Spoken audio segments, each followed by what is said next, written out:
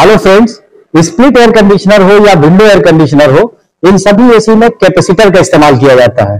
Capacitor compressor के लिए भी लगा होता है और इन एयर कंडीशनर में लगे हुए फाइन मोटरों के लिए भी इस्तेमाल होता है। आमतौर से इनमें रन कैपेसिटर का इस्तेमाल किया जाता है, पर कुछ एयर कंडीशनर में स्टार्ट कैपेसिटर का भी इस्तेमाल किया जाता है।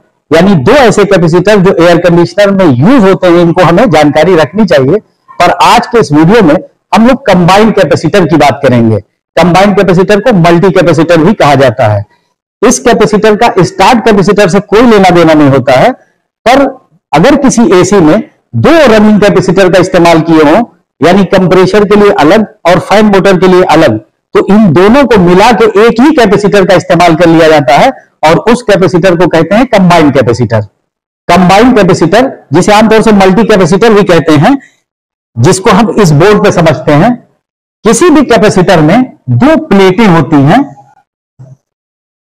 और इन पर जब चार्ज कलेक्ट होता है तो यही जरूरत पड़ने पर एक साथ ये चार्ज सर्किट में चला जाता है।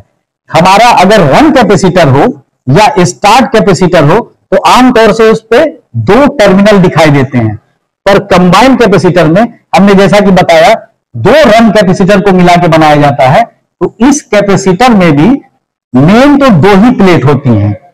कंबाइंड कैपेसिटर में भी एक प्लेट जो होती है वो कॉमन होती है।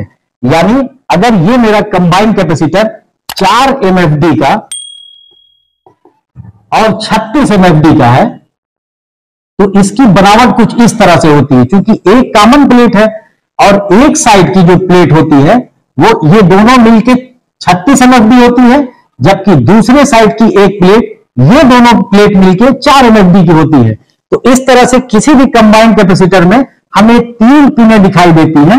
मिसाल के तौर पर ये हमारा एयर कंडीशनर का कंबाइंड कैपेसिटर है, जिसे आप देखें ये इस वक्त दिखा रहा है 50 MFD और 4 MFD।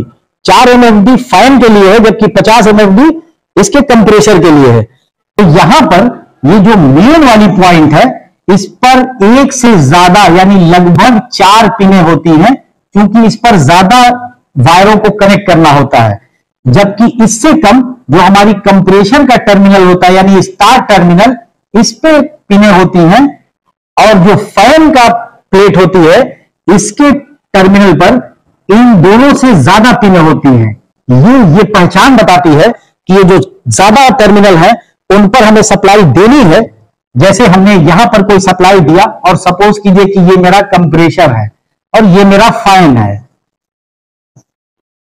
तो इस फैन में जो सप्लाई इस कॉमन टर्मिनल पर, इसके कैपेसिटर के कॉमन टर्मिनल पर आती है, यहीं से एक इसके रन को चली जाती है, जबकि इसी पिन से यानी इसी टर्मिनल से कंप्रेसर के रन टर्मिनल पर चली जाती है।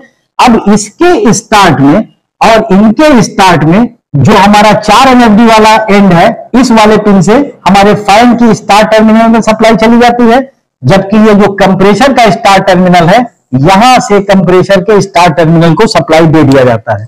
जैसा कि आप ये देख रहे हैं, ये हमारा 4 पिन दिखाई दे रहा है जो इसका कॉमन है, जबकि ये 3 पिन है जो यहां से कंप्रेसर के स्टार्ट के लिए, जबकि ये 2 पिन फैन के स्टार्ट के लिए। और ये जो कॉमन टर्मिनल है, ये कंप्रेसर का कॉमन नहीं, बल्कि ये इस कैपेसिटर का कॉमन है, जहां से कंप्रेसर के भी रन टर्मिनल को और फैन के भी रन टर्मिनल को सप्लाई दी जाती है।